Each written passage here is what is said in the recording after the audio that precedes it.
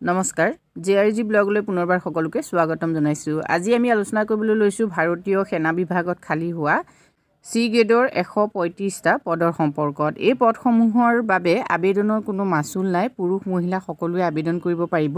এই পদসমূহৰ বাবে আপুনি কেনেকৈ আবেদন কৰিব আৰু কেতিয়াৰ পৰা অনলাইন হ'ব, লাষ্ট ডেট কেতিয়া, সেই সম্পৰ্কে আজি ভিডিঅ'টোত আমি আলোচনা কৰিম। টোটেল পোষ্ট হ'ল 135 আৰু পোষ্ট নেম চাওক MTS অৰ্থাৎ চাফাইৱালাৰ 28টা পদ আছে।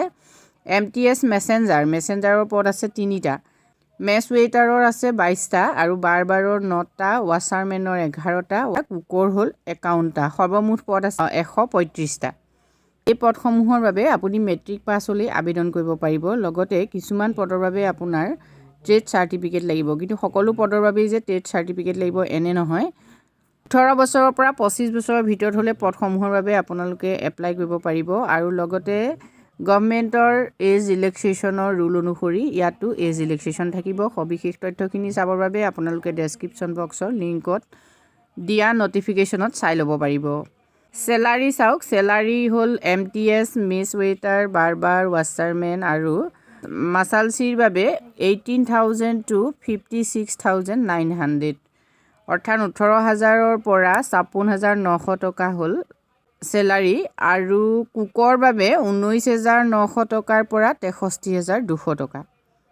পদবিলাকৰ বাবে কোনো ধৰণৰ এপ্লিকেশ্যন ফিজ নাই। জেনেৰেল, OBC বা EWS, ST, PWD কাৰো বাবে ইয়াত ফিজ নাই।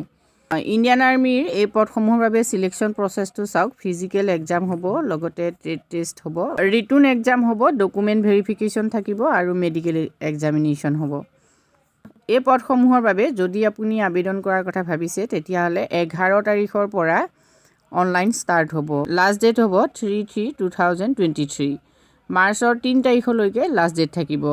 এক্সামিনেশ্যন ডেট পিছত ঘোষণা কৰা হ'ব।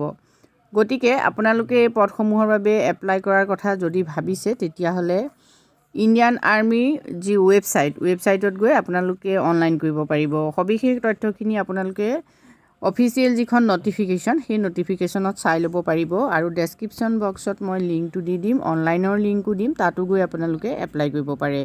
আজি ভিডিঅ'টোত আমি এইখিনি তথ্য আপোনালোকৰ বাবে আগবঢ়াইছোঁ। যদি উপকৃত হৈছে কমেণ্ট কৰি জনাব। ধন্যবাদ।